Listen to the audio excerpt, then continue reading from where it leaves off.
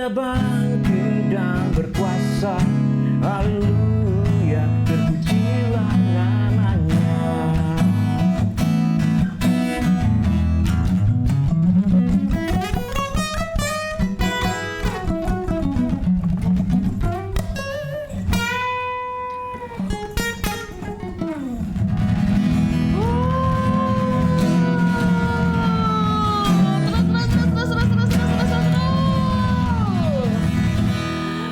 Wow, selamat datang di podcast MDK.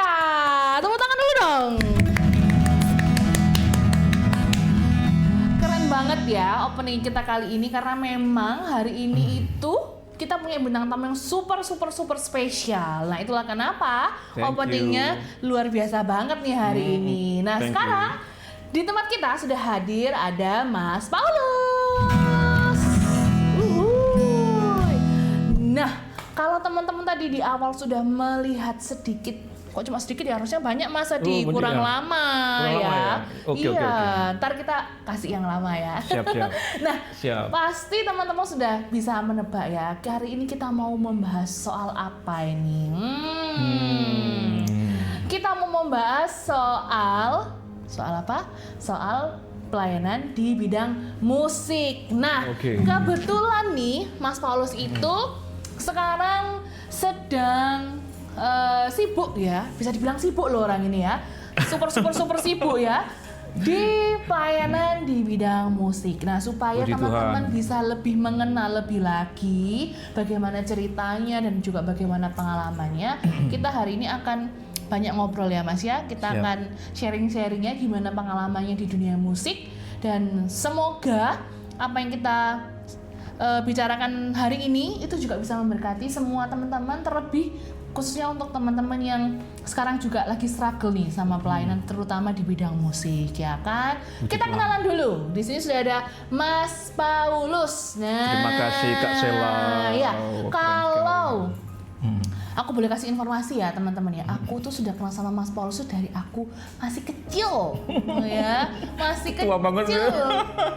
Enggak tua, masih kelihatan muda kan ya. Nah, kita akan tanya kuncinya apa ini ya? Kok bisa awet muda? Karena dari dulu ketika aku masih kecil sampai sekarang masih oke loh.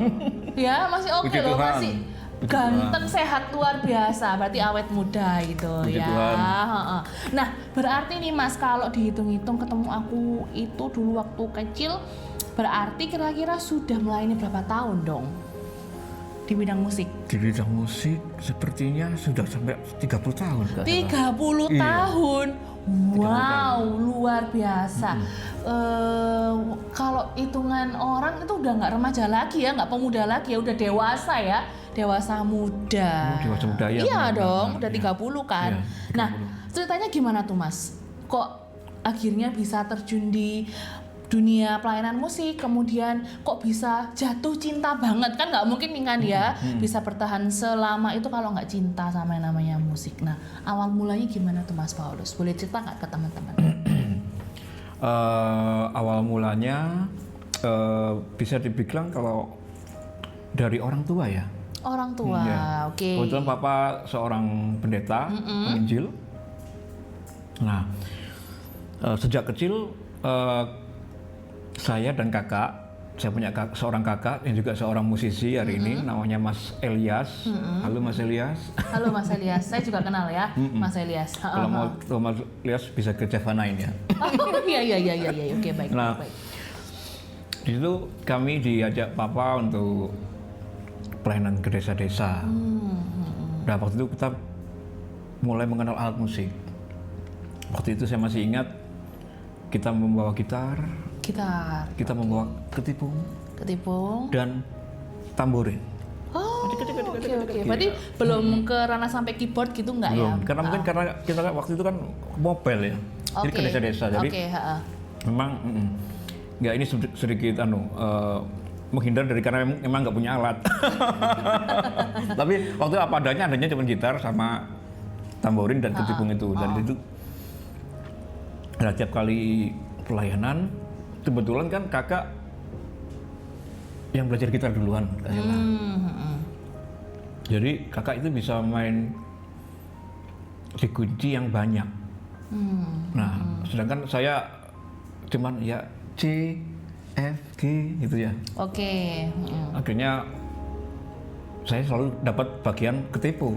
Oh gitu, nggak pernah dapat kesempatan untuk bermain gitar. Gitar. Terus saya renungkan sebenarnya kalau bakat dari papa ya cukup lah untuk kita memuji Tuhan ya, bermain musik ya.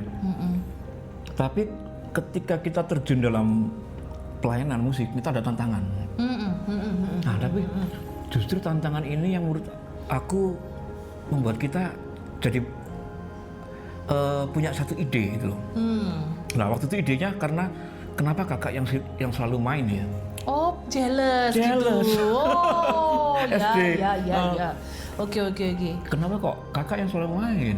Kau nggak pernah? Oh, emang aku nggak bisa kunci yang lain. Nggak bisa show kan, kalau ketipu kayak kurang gereng gitu ya Mas ya. Iya, kan Kalau kita kan harus agak berpikir, gitu. Jadi kita harus bisa dikunci D, F crash yang berdiri itu ya. Ya mungkin karena beliau kakak saya yang belajar duluan, jadi dia tahu duluan. Gitu loh. Cuman waktu itu unsur jealousnya tinggi. Oke. Nah, di luar bermain musik di gereja, akhirnya saya memutuskan untuk dengar musik-musik yang lain. Oh, gitu. Kayak musik rock, musik biasa, sekuler gitu. Dan akhirnya saya belajar diri Kak Sela. Oh, berarti otodidak ya, tidak diajari oleh, ya terlepas dari apa yang sudah Papa berikan kepada Mas Paulus, itu Mas kembangkan lagi begitu Kembangkan ya. lagi. Oke. Kan saya tadi bilang, ternyata tantangannya ada pada jealous tadi. Oh, berarti dari jealous itu berkembang keinginan untuk harus Tahu, bisa. harus bisa. Dan kemungkinan saya bisa sharing ke teman-teman, ini adalah jealous pengolahan jealous yang positif. Oh ya, jealous yang positif. Jadi kalau kita nggak bisa terhadap apa yang orang lain bisa, kita nggak bisa, jangan jealous secara negatif. Tapi Betul. kita belajar kok bisa dia begitu, tekniknya bagaimana, terus bagaimana aku bisa main nggak menyerupai dia atau melakukan sesuatu yang mendekati apa yang dilakukan dengan cara yang lebih proaktif gitu. Jadi bukan hanya emosi aja. Iya. Oh, itu dia bisa gitu karena alasannya karena dia punya alat musik, dia papanya kaya, punya anu. Nah, itu bukan alasan. Jadi kita lakukan taklukan jealous tadi sebagai motor. Jadi motor untuk kita bisa melangkah lebih maju. Betul, jadi Belajar. bentuk jealous itu jadi sebuah dorongan ya, memotivasi diri sendiri untuk bisa menjadi lebih dari apa yang kita lihat gitu ya Mas betul. Paulusnya. Iya. Oke, setelah itu berkembang akhirnya semakin luas pelayanannya juga semakin tinggi kan ya pastinya ya. Benar, kayak tadi saya bilang, ketika kita terjun ke bidang itu, jangan takut karena tantangan itu justru membuat kita makin berkembang. Gitu. Jadi akhirnya di SD main gitar ya. Di SMP aku mulai jadi gitaris. SMP. Gitaris band-band kelas. Jadi Oke. aku punya banyak band di SMP. Oh itu ada anak Paulus bisa melodi. Wah. Oke. Akhirnya mulailah dilihat netizen lah. Ya, zaman Simple, ya. sekarang bahasanya netizen ya. Netizen, ya. Terus Mas. Nah setelah itu dari SMP kita mulai ke SMU ya. SMU. SMA lah, SMA ya. Iya. Nah di situ mulailah kita waktu itu pindah gereja. Oh, pindah gereja, oke. Maksudnya ada satu gereja yang dekat rumah, gede banget. Banget Iya. gitu ya. Nah terus gereja itu punya alat musik yang lumayan bagus-bagus. Lebih proper di zamannya. lah ya. Di zamannya dia kayaknya yang paling bagus di Jawa Timur mungkin ya. Nah akhirnya kakak ke gereja itu. Nah, ke gereja itu terus ya selain pelayanan sendiri juga pelayanan di gereja itu. Kemudian saya juga diajak akhirnya kayak biasanya saya akhirnya sudah menjurus ke gitar. Oke. Ya, oke jadi Paulus as a gitaris lah. Ya. Akhirnya gitar, ngulik terus, belajar terus. Nah di sisi lain kakak jadi lebih bagus lagi di keyboard. Oh, malah sekarang berkembangnya geser lagi ke keyboard ya? Kakak gitu. Iya, dari gitar kemudian betul. ke keyboard. Iya, karena terus. memang medianya ada. Kata saya bilang, ketika medianya ada karena kita udah dari bakat ya, dari papa tadi, kita terus ingin belajar gitu. Akhirnya dia main keyboard piano itu, keyboard, saya main gitar.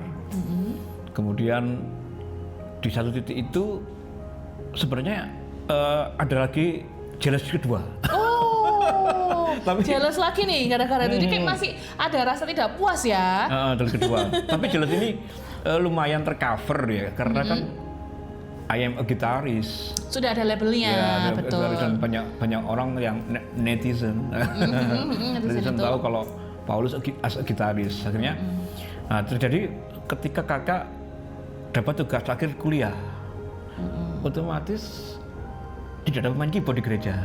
Oh, ya, nah Di gereja yang gede tadi tuh. saatnya. Nah, saat waktu itu akhirnya kepikir lagi yang tadi jealous tadi.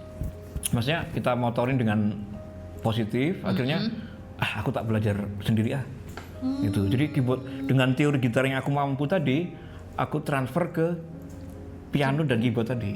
Ya, lagi-lagi memotivasi lagi ya dari yang jealous akhirnya berkembang lagi ilmunya, tambah lagi. Oke. Tapi sebelumnya sebelum ke piano itu aku udah belajar drum sama bass. Oh, gitu. Ya, jadi berarti lebih dari gitar ya, semuanya gitar. belajar ya. Jadi, Oke. Kalau mungkin teman-teman bahasanya rhythm section ya, rhythm. Jadi bass sama drum aku juga bisa udah waktu itu. Nah, terakhir justru keyboard ini, karena keyboard ini kan alatnya beda. Terus ya maaf kata ya, keyboard ini kan lebih feminim ya.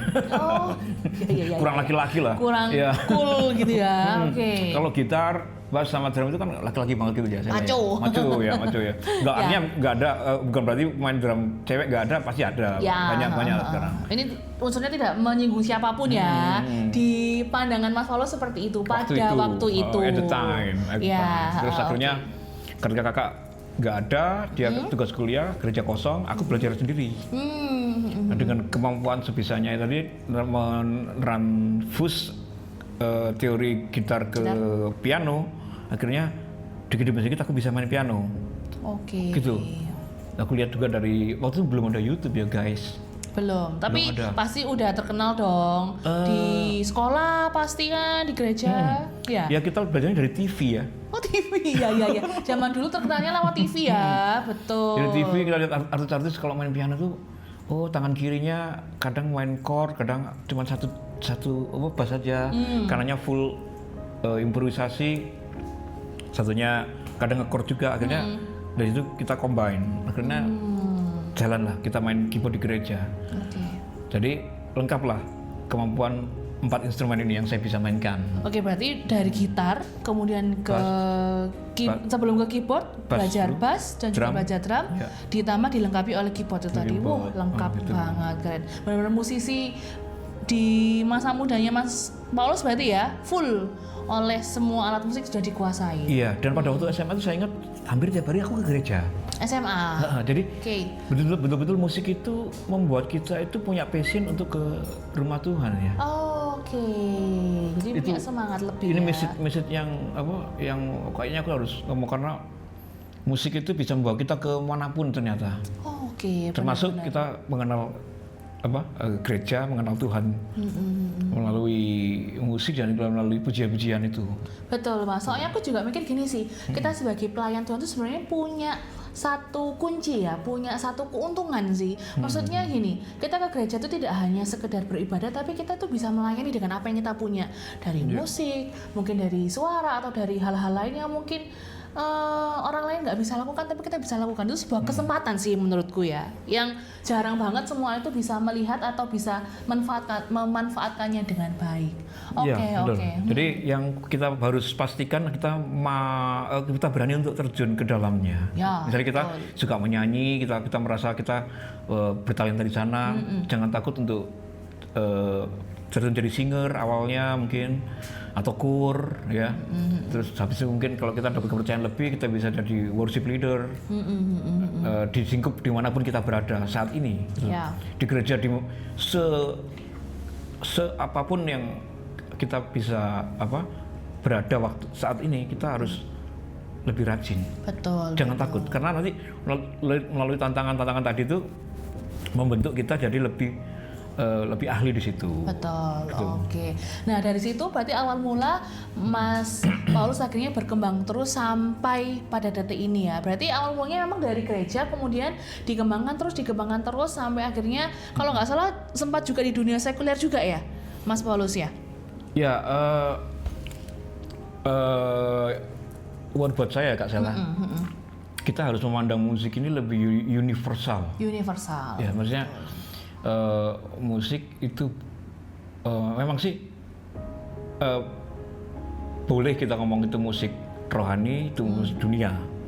Tapi secara pandangan teorinya kita harus memandangnya lebih universal. Oke. Supaya kita bisa belajar dari mana saja. Betul. Karena lihat perkembangan musik sekarang, musik dunia pun kadang ada yang mirip musik gereja. Musik gereja pun ada yang mirip musik dunia. Kalau menurutku saling menginspirasi Saling sih. menginspirasi. Bahasanya itu Melengkapi mungkin atau iya, ada aku lupa bahasa musiknya itu adaptasi ya mungkin ya. Jadi itu nggak bisa dihindari karena musik is universal. Betul, luas Jadi, sekali ya.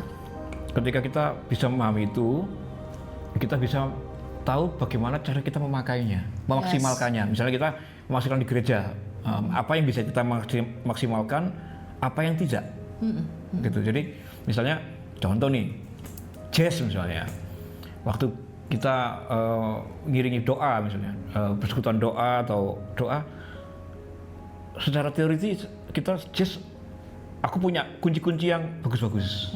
Kunci yang manis gitu Iya, ya. manis, mungkin juga sulit, orang lain juga nggak bisa gitu loh. Tapi ketika aku lihat audiensnya, waduh, ini doa betul-betul yang simple, didengar gampang, bawa mereka untuk kehadirat Tuhan, ya kita hadirkan aja kunci-kunci yang simple gitu. Yang didengar easier, more easier, and mereka bisa jadikan itu sebagai pijakan untuk menyembah Tuhan. Ya, betul. Jadi walaupun kita punya banyak skill, kalau kita penempatannya nggak pas, jadi nggak bisa maksimal. Betul. Nah Gitu. itu aku jadi tahu nih ternyata menjadi seorang pemusik itu tidak sekedar bisa memainkan musik ya Mas ya. Ternyata kita juga harus bisa membawa suasana, bagaimana kita mengcombine yang tadi kata Mas dari dunia sekuler kemudian dunia rohani, ternyata bisa menjadikan satu berkat lagi ketika kita melayani di bidang musik. Ternyata nggak sesimpel itu ya, bukan is that simple itu bukan ya. Jadi ada sesuatu yang memang harus kita benar-benar konsep supaya kita bisa memberikan yang terbaik, bukan buat manusia, tentunya buat Tuhan. Oke, luar biasa. Dan otomatis menurut saya sekaligus itu hal yang menarik juga. Betul. Ya, jadi waktu kita mau mengkonsep sesuatu itu untuk ibadah atau untuk acara yang lain, itu sesuatu yang menarik bukan? Betul. Gitu?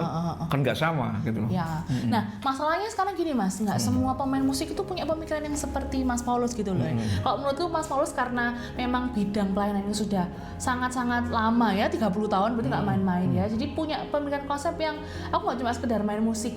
Oke lah main A, greng, main G, greng gitu. Tapi ada sesuatu yang memang dibikin apa ya ini ya, aransemennya ya, dibikin apa ya musiknya supaya orang yang mendengarkan, orang yang menikmati itu benar-benar merasakan gitu. Nah, tipsnya apa nih Mas Paulus untuk teman-teman pelayan yang mungkin belum sampai ke sana supaya bisa ke arah ke sana pemikirannya? Kira-kira apa yang bisa memotivasi?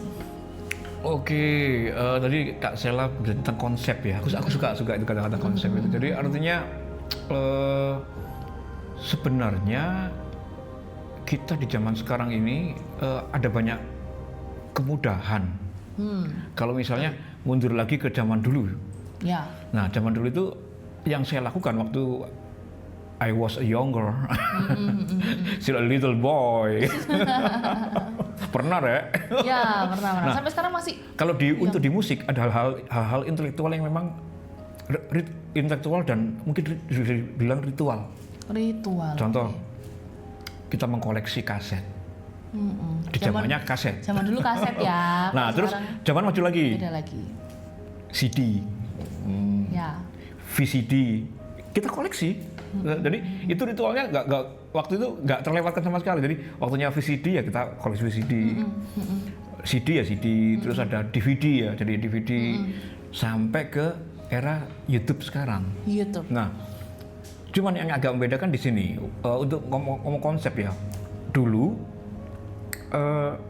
waktu saya pembeli kaset atau apapun itu, saya benar-benar memperhatikan artis-artisnya gitu loh.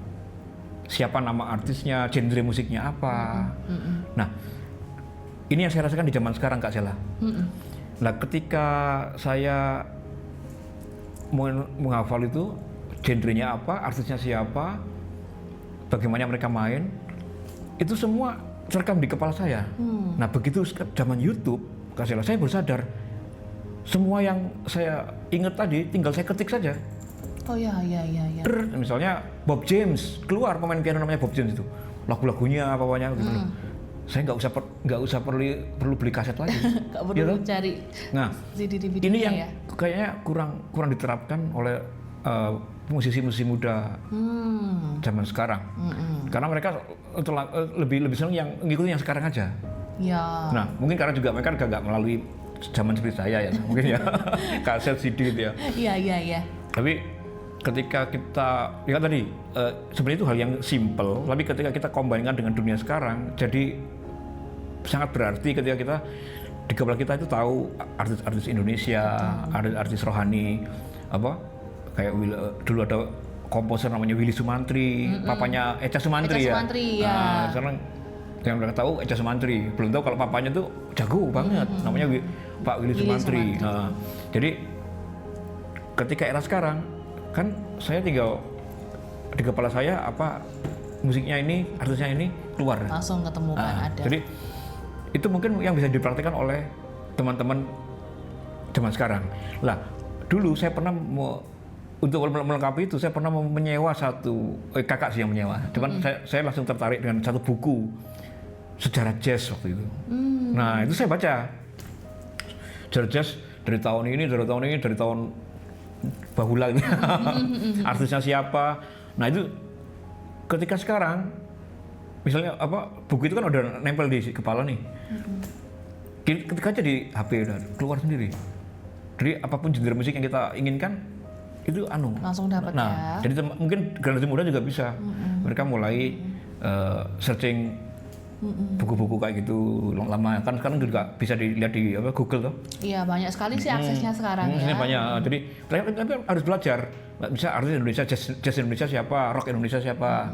Ada situ mereka dengar. Nah, akhirnya konsep itu nanti lahir dari musisi-musisi yang zaman dulu ini Kak. Ya, oke. Jadi mereka mempenetrasi pikiran kita, maksudnya pikiran musik kita supaya kita bisa membuat sesuatu yang lebih terkonsep. Betul. Gitu. Betul. Jadi misalnya kayak kalau musik mau dibikin padang pasir, nah, kan artisnya siapa? Iya. Gitu kan ada di. Udah punya nih referensinya mau kemana? Referensi betul, referensi. Jadi anak-anak muda, pelayan-pelayan Tuhan harus sering-sering belajar ya, cari referensi supaya semakin kaya, supaya nggak itu aja betul, ya. Betul. Mas Paulus ya, wah keren banget. Ini satu kunci sudah dibuka nih sama Mas Paulus. Nanti masih ada kunci-kunci yang lainnya yang masih Mas Paulus simpan di dalam kantongnya. Oke, ya banyak kan kantongnya. Ya. Nah, pasti kalau sahabat-sahabat MDK melihat Mas Paulus pasti nggak asing kan ya, karena memang orang ini sudah 30 tahun berada di dunia musik, terlebih di dunia melayani Tuhan gitu ya. Pasti banyak yang sudah mengenal Mas Paulus. Coba dilihat lagi wajahnya, nggak asing kan ya. Dan yang kita tahu sekarang adalah Mas Paulus ini sedang melayani di gereja yang kalau menurut saya sangat-sangat luar biasa ya, sangat memberkati saya Puji juga. Tuhan. Itu ada di gereja GSJS, tepatnya di Surabaya Barat, yang di Pakuwon. Yang di Pakuwon. Nah, itu gimana Kak ceritanya? Kan Malang, Surabaya itu kan nggak cukup ya, jauh ya. Kok bisa seorang Mas Paulus asalnya dari mana Mas Paulus? lahiran mana? Malang. Malang. Tiba-tiba bisa melayani di Surabaya Barat dengan gereja sebesar itu, dengan pelayanan-pelayanan Tuhan yang luar biasa. Nah, itu dari mana itu, Mas? Ceritanya kok bisa ujuk-ujuk ke sana gitu? Boleh di-sharing kan? Bisa, boleh, sangat boleh.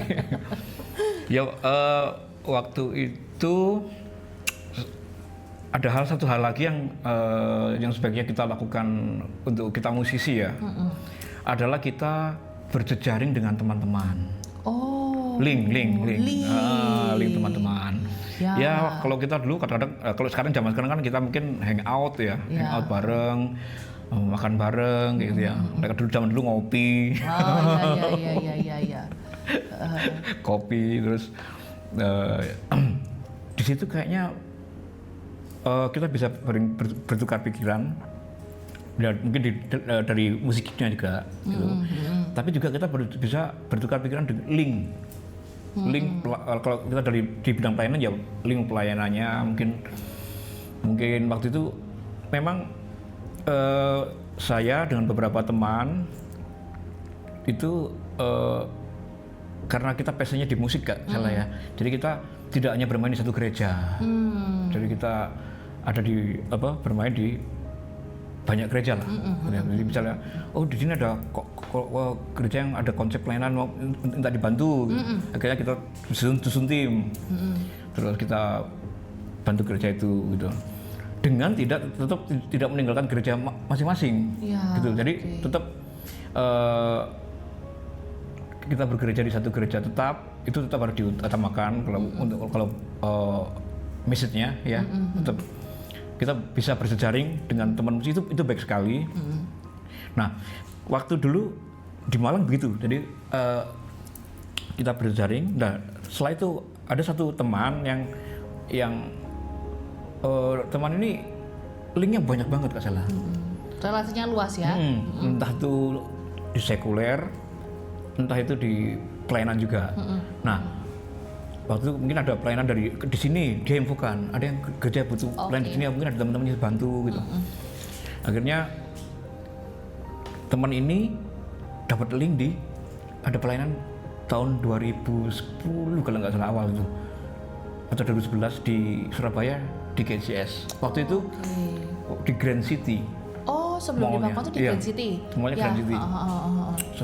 Surabaya Timur ya, nggak salah ya. Grand City. Timur ya kayaknya. Kayaknya sih. Oke, tulis di sini ya. Di mana kalau tulis di mana? Ya Pak Editor, dicari tahu Grand City itu di Surabaya apa? Di Gupeng. Kalau gampangnya di Gupeng. Dekat Gupeng lah. Dekat Gupeng. Jadi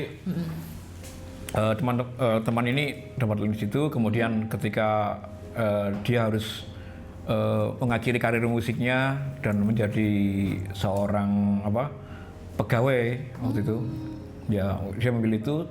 Akhirnya dia adakan audisi. Jadi dia bawa beberapa pemain keyboard waktu itu untuk diaudisi di Surabaya di GSCS. Kemudian termasuk saya. Saya yang terakhir kayaknya. Sebentar Mas. Sorry, interupsi. Ini kan Mas Paulus di GSCS Pakuan sekarang kan gitar. Tapi tadi aku dengarnya kok keyboard ya yang dicari. Iya, jadi ada format yang berbeda di GSCS Pakuan sekarang dengan yang di Grand City dulu. Gitu. Kalau di Grand City dulu kita cuman kan ibadahnya 10 kali guys. Belum tahu ya. 10 men. 10. Jadi yang di Grand City kita 10 kali per jam. Jadi awal kita start ibadah dari jam 10, terus 11, 12, 10, 11, 12, 13. Non-stop itu ya, sampai ya? Terakhir jam 8 sampai 9 malam kalau salah itu. Yang ke-10. Nah, timnya itu adalah teman-teman dari Malang ini. Jadi saya dengan 2 pemain dari Malang, yaitu pemain drum dan pemain bass. Bro Christian dan Medi, halo. Halo. Nah itu dari awalnya mereka dengan satu teman tadi, namanya Kak Yoel, Sony itu. Terus kemudian Kak Sony pergi jadi pegawai itu, terus diadakan audisi Kak Sela. Dia bawa beberapa teman untuk main di sana dan puji Tuhan waktu saya main itu waktu itu Pastor Michael masih young banget ya. Pastor Michael gembala GJS Pakuwon Mall sekarang. Beliau masih sangat muda. Terus dia WL, dia yang audisi dan akhirnya dia klik sama saya gitu loh. Iya yang itu. Dan Mas Paulus yang akhirnya gantiin kakak tadi, dia tadi. Akhirnya mulailah bermainlah kita bertiga di Surabaya gitu Kak. Yang 10 jam ini. Jadi saya tetap di profesi piano. Oh, berarti awal mulanya di keyboard dulu ya? Piano, keyboard dan piano. Terus drum sama bass. Terus untuk gitar, kebanyakan dari teman-teman dari Surabaya yang ngisi.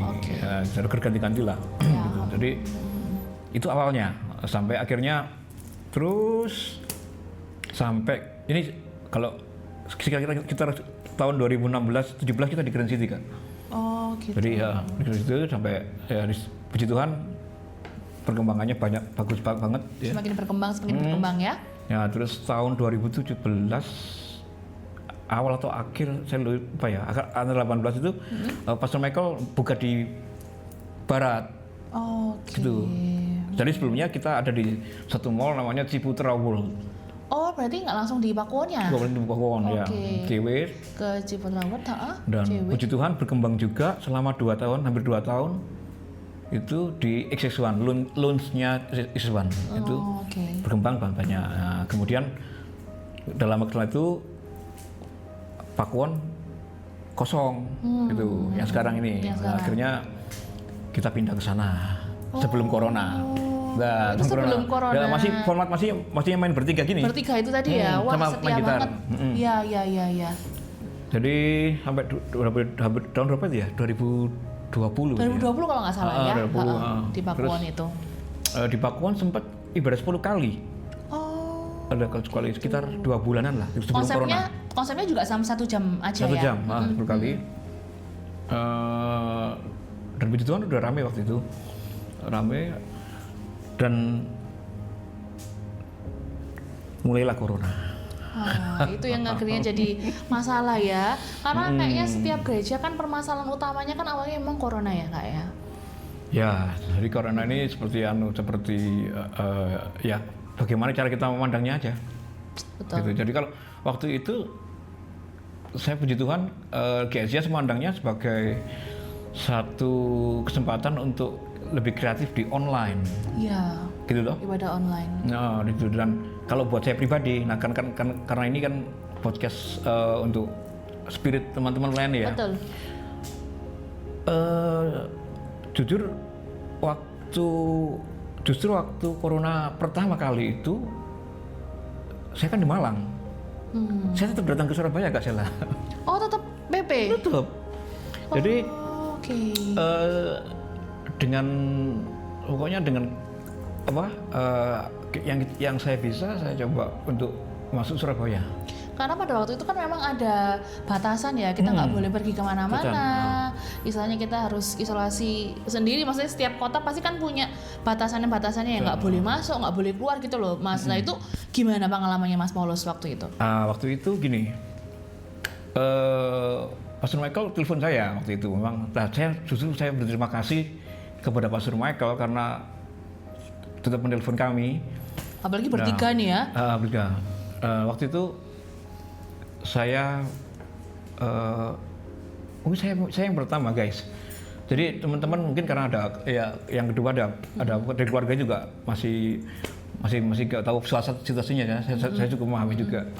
Tapi waktu itu saya berpikir begini, waktu Pastor Michael telepon dan masih memberi kesempatan kita untuk datang, artinya kita masih bisa datang pasti gitu. Dengan cara apapun gitu. Akhirnya saya coba tempuh dengan cara yang waktu itu kan mobil nggak bisa jalan ya. Pakai motor ya. Motoran? Iya, motor. Jadi pakai motoran ke sana di pagi hari, terus. Berangkat jam berapa tuh Kak? Pagi banget tuh. jam 2, mungkin jam 2, jam 3 gitu. Oh iya, karena ibadah pertamanya udah pagi kan ya? Tapi gini kan, dulu kan konsepnya kan waktu corona kan agak unik toh, kan kita online, pertama kali online. Dan nggak full day juga. Tapi waktu itu, sebelumnya waktu saya mengiyakan untuk datang, karena posisi saya kan di Malang ya. Tapi saya tetap dari hati saya itu seperti ini teman-teman. iman itu kan perlu diuji, teman-teman. Ya. Betul. Ya, semoga yang saya katakan ini bisa diterima ya. Iman itu kan perlu diuji. Saya mikirnya ini ada ujian, ini saatnya, kenapa saya harus lari? Ya. Kenapa kok nggak saya jadikan ini momen untuk menguji iman saya? Betul. Tentang ketakutan saya terkena virus waktu itu atau apapun yang terjadi di jalanan, kenapa kok nggak saya uji secara real di sini waktu ini kan ini kesempatan. Iya, This is a change. Dan nggak semua orang bisa kayak gitu loh, Mas. Ya, semoga juga bisa menginspirasi ya kayak Betul. gitu ya. Betul. Nah, apapun itu kan konsep itu perlu diuji dulu, Kak. Iya. Termasuk iman kita tuh. Nah, saya merasa dan waktu pastor, makanya saya berterima kasih pada pastor karena telepon terakhir itu telepon saya mengiyakan langsung datang. Karena apa? Saya merasa iman saya mampu mengerjakan itu. Jadi akhirnya ya saya berangkat. Okay. Nah, otomatis ada beberapa konsekuensi waktu itu berangkat itu, Kak Sela. Nah, waktu saya kan juga di Malang juga ada beberapa murid. Waktu itu chaos banget tuh situasinya tuh Iya. ya. Nah, akhirnya karena kan saya memutuskan untuk tetap ke Surabaya, akhirnya kan saya harus memutuskan murid-murid itu. Akhirnya udah nggak ngelesin lagi tuh berarti. Mereka juga keberatan loh kalau Iya. gurunya berisiko ya. Iya. Nah, akhirnya ya, di situ saya merasakan, oh Tuhan, gak apa-apa Tuhan, ini aku ingin lakukan ini demi Engkau gitu loh, demi Engkau. Nah, ini mungkin semoga bisa menginspirasi teman-teman di saat kepepet. Jangan khawatir, iman itu akan menunjukkan kualitasnya. Betul. Justru saat kepepet itu, jadi Betul. waktu apa semuanya menunggu apa yang respon kita, ya kita tetap memilih Tuhan. Itu iman, gitu loh. Akhirnya, maksudnya untuk dari istilahnya kemampuan kita bermusik dan macam-macam akan dilengkapi lagi dengan yang namanya iman ini. Ya. Akhirnya berangkatlah dengan tidak ragu-ragu ke sana. Dari situ kembali kayak teori tadi Kak Sela. Saya berusaha memandang itu satu seni ya. Bagaimana ke Surabaya dengan jalan yang tidak biasa. Waktu itu kita harus melewati satu tempat yang namanya Lingkar Industri Sidoarjo. Oke. Wah, itu cukup gelap, tempatnya cukup gelap. Tapi hanya itu akses kita masuk ke Surabaya. Karena yang di tempat-tempat lain ditutup gitu ya, Kak? Nggak bisa lewat ya. Tuh. Oke. Dan itu pun harus pagi maksudnya. Nah, terus kemudian setelah kita sampai di Pakuwon, kita online kan tidak sampai malam, siang. Nah, setelah siang kita mau pulang pun kita harus nunggu malam lagi, nggak salah. Kenapa, Mas? Kan nggak bisa keluar, lockdown. Oh, karena ini sistemnya lewat jalan yang ini ya, istilahnya Tikus. ilegal jalan tikus. Istilahnya tuh bahasa Jawanya itu singit-singit gitu ya. Makanya harus nunggu gelap banget ya untuk berangkat dan pulangnya ya. Jadi Oke, ya maksudnya jalan utamanya kan nggak bisa dilewati. Intinya kalau saya mau memudahkan itu aja. Makanya kan iman kan selalu mencari jalan gitu. Maksudnya sampai memang ada saatnya waktu itu 1 bulan memang kita nggak bisa datang karena memang di Surabaya nggak memungkinkan, ya kita nggak datang. Parah-parahnya itu ya mungkin ya. Tapi selama masih bisa online jalan ya kita datang. Jadi di situ mulailah kita ada satu hubungan dengan Tuhan dengan lebih intens ya. Wow, berarti nggak ada yang sia-sia ya teman-teman ya. Jadi kalau teman-teman selama melayani itu ada satu tantangan, ada satu struggle di dalam dunia pelayanannya itu jangan pernah takut, kata Mas Paulus tadi. Dan jadikan itu sebagai sebuah kesempatan untuk menguji iman kita. Benar ya Mas, betul, ya? Betul. Karena ketika iman kita diuji, kita akan semakin kuat dan kita akan semakin tahu, oh ternyata Tuhan itu punya rencana seperti ini toh, punya rencana yang baik untuk kita. Dan akhirnya sampai sekarang pun terbukti bahwa Mas Paulus bisa menuai berkat-berkatnya Tuhan kan ya, sampai detik ini masih di GSJS dan ya, puji Tuhan. Luar biasa sekali. Tepuk tangan sekali lagi dong buat Mas Paulus dong. Puji Tuhan, buat Tuhan juga. Iya, buat Tuhan juga ya. Jadi, pastinya ya. Di sekarang di GSJS kita lebih banyak konsepnya, lebih banyak musisi, lebih proper audionya dan segalanya yang mungkin bisa teman-teman lihat di link YouTube ya, ya puji Tuhan itu karena memang hasil konsistensi juga dari Betul, GCS konsistensi Pakuwon. itu juga penting Jadi ya. terus mengembangkan online supaya lebih baik lagi gitu. Keren banget hari ini. Meskipun pembujaan kita sepertinya santai, tapi ternyata banyak hal berbobot yang sudah Mas Paulus bagikan ya. Puji Tuhan. Pujinya sudah satu persatu dikeluarkan. Mulai yang pertama tadi, dari kejelesan tadi itu menjadi sebuah motivasi atau kesempatan untuk kita bisa menjadi lebih baik. Kemudian yang kedua tadi, relasi ya. Jangan takut untuk mencari banyak teman, karena dari teman-teman yang kita kenal itu mungkin adalah jalan kita untuk bisa ada di jalannya Tuhan, bisa lebih lebar lagi dunia pelayanan kita. Kemudian yang ketiga, wah banyak juga ya. Yang ketiga adalah menjadikan sebuah tantangan itu menjadi satu tempat untuk menguji iman kita, sehingga kita bisa tahu perbuatan nyatanya Tuhan ke kita itu apa, ya kan? Yang keempat, sudah 4 loh ini Mas. Yang keempat adalah yang penting juga ini untuk para pelayan-pelayan Tuhan ya, tidak hanya untuk musisi tapi semua pelayan Tuhan, yaitu adalah konsistensi ya. Konsisten. Konsisten, harus konsisten, harus setia. Betul ya Mas ya? Nggak mungkin kalau setia sampai 30 tahun sampai sekarang masih melayani di bidang musik itu sungguh-sungguh luar biasa nih. Nah, ngomong-ngomong soal setia, tips terakhir dong kuncinya supaya gimana sih supaya kita bisa jadi pelayan yang setia buat sahabat-sahabat MDK yang mungkin mulai bosan atau apa nih Mas, tipsnya nih Mas? Aku masih di sini untuk setia. Genjreng dong harusnya, gitarnya udah diiring ke sini ya. Apa nih Mas kuncinya untuk kita bisa tetap setia dengan pelayanan yang kita saat ini tuh apa? Yang pasti yang pertama kan karena cintanya Tuhan ya. Yes. Cintanya Tuhan yang begitu besar pada kita. Jadi apa yang bisa kita buat kalau nggak kita mencoba untuk membalas, try to berikan yang terbaik untuk dia. Yang pertama.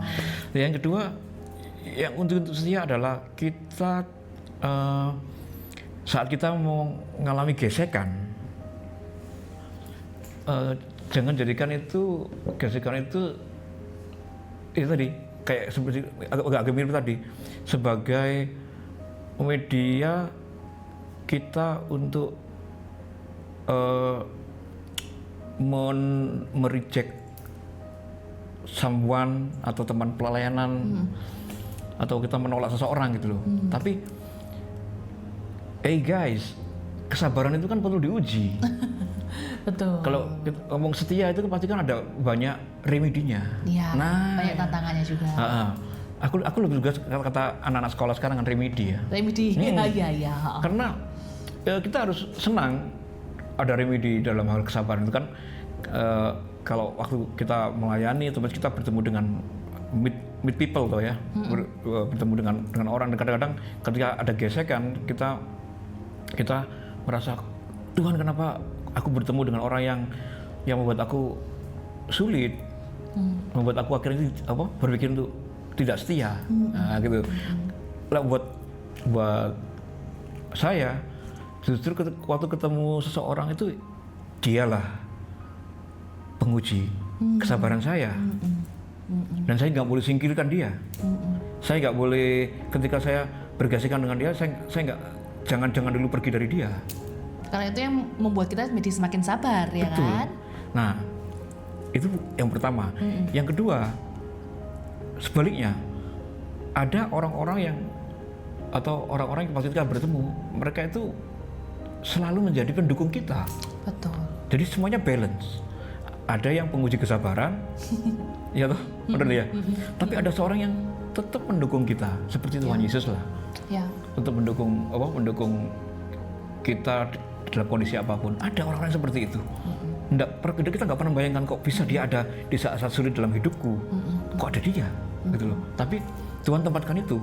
Dan kita selalu menganggap melihat dua hal ini sebagai sesuatu yang selalu ada.